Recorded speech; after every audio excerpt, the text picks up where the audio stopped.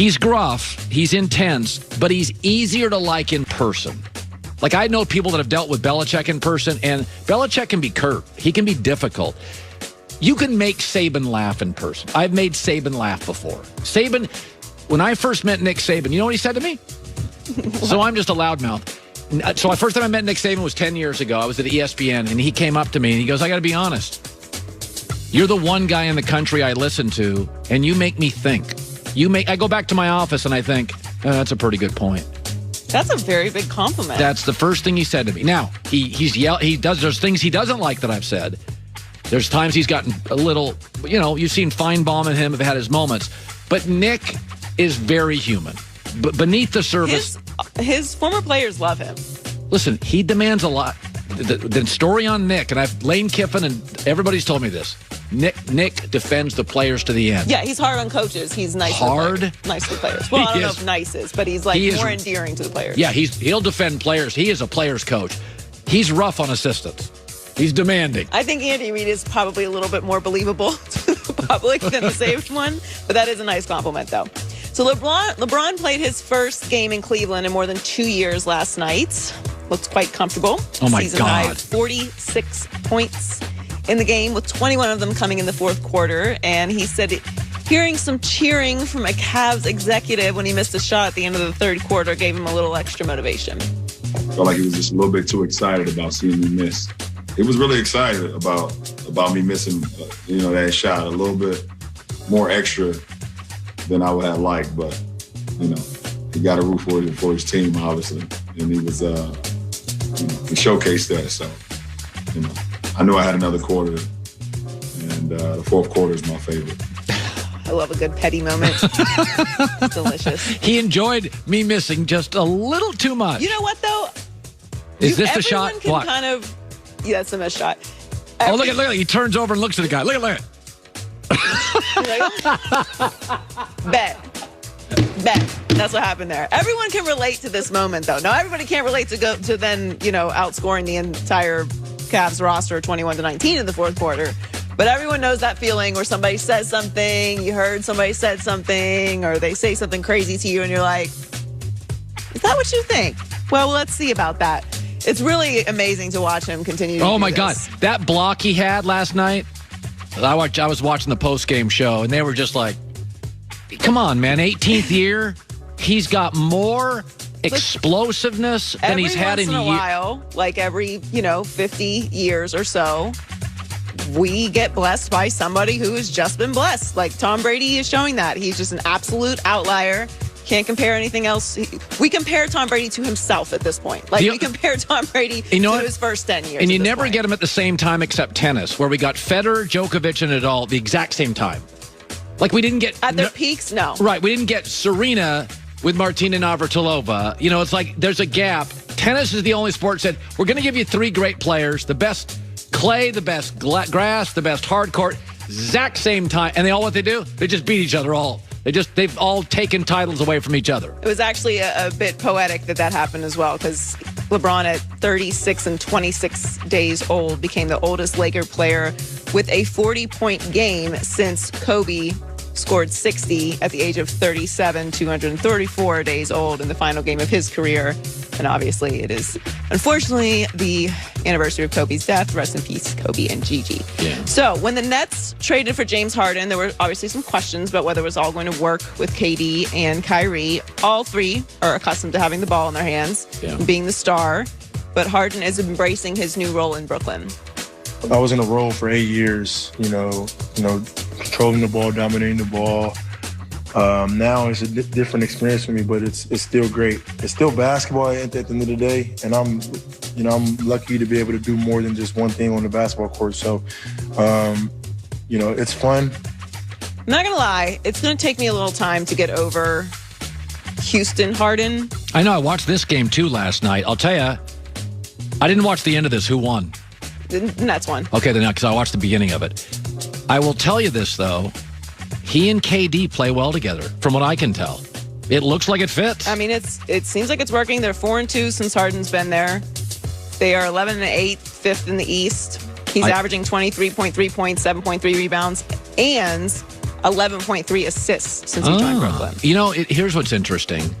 I saw trade speculation with his team. So the Nets realize we got to get better defensively. Yep. Got to get a better rim protector. So I think they're going to win the East. I really do. I watched them play together for probably 15 minutes last night, and I'm like, this works. I thought they were going to win the East before the season started, but I think what they realize is they've got to go all in right now. Oh, absolutely. I mean, you watched LeBron last night. How do you feel? Like, come on, just go all in right now. You have KD, Kyrie, and Harden. You might as well shore up. You obviously need defense. I mean, in the games that you've lost, that's been the obvious glaring issue. Get some physicality, get some defense, and go all in this year. Why not? You know you're going to have the scoring, and if Harden can continue to play this role that he's playing, it can work. So this is a really wild story. Cole Beasley's postseason performance just got way more impressive. He revealed that he played the final 3 games this year with a broken fibula.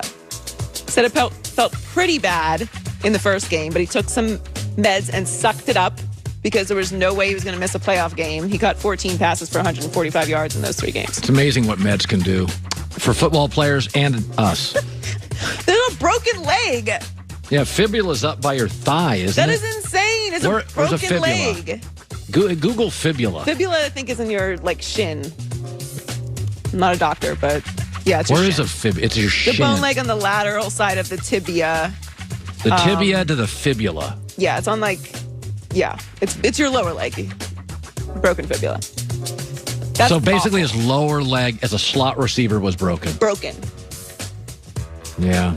It always amazes me what these guys play through. Oh, your brother's a great... I talked to your brother one time. Did he ever tell you the story? Yes. He had a ripped up foot. I'm like, how'd you get through it? He goes, it's called halftime. It's called needles. Yeah.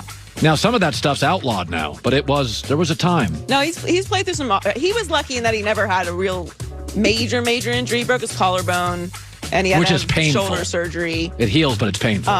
But yeah, the foot thing was bad. And then when he was in Washington, he almost died. He had this awful, I forget what it's called, but it's basically like a blood pack thing, and then can give you a blood clot. It was really scary. But yeah, it's insane what they played through. With lacerated kidneys. I'm not doing anything. Anything is lacerated on me, I'm doing nothing. Andrew Luck. Nothing at all. His stuff sounded painful. I remember Trent Dilfer told me one time in Cleveland, he got up on a Monday and crawled to the bathroom. I remember he told me this story years ago. We were having a glass of wine in Scottsdale, Arizona. He goes, I got out of bed. And Trent's thick. Trent's 6'3", 235. Trent's a big guy. He would look like an MMA fighter, big guy. He's like, I got out of bed and crawled to the bathroom. No way. No way. No way. We normalize this because we just talk about it every day. 10 broken ribs, blah, blah, blah, blah, blah, and just continue on with our day. Imagine having to do that to come to work today. I'm not even sure if it's a cracked rib. My cartilage after skiing.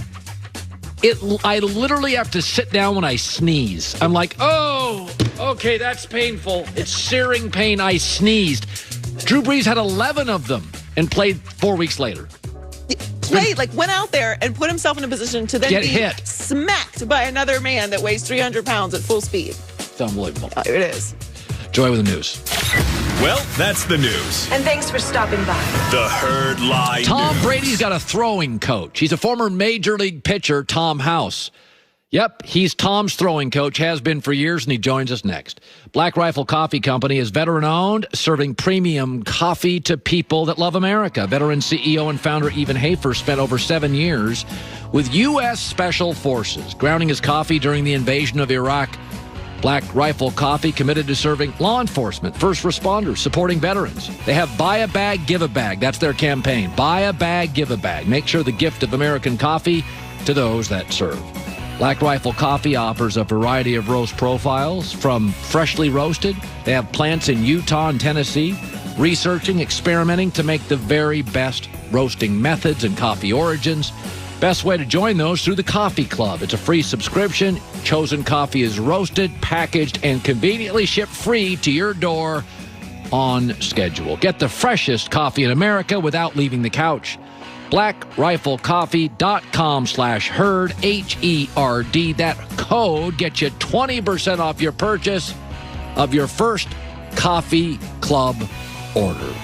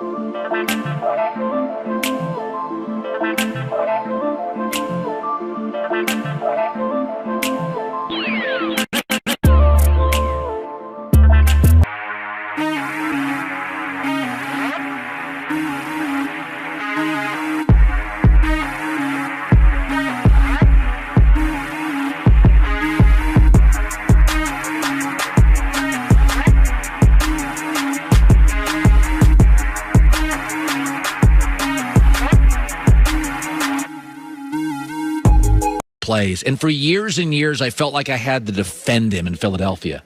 And then, I'm not overly religious, but the man upstairs said, I will grant you Patrick Mahomes.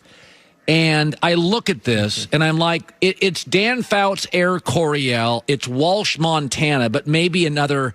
I mean, I look at this. I don't predict dynasties. I don't know what could go wrong with this. I mean, I don't even know what to compare it to. Like, you've known Andy a long time.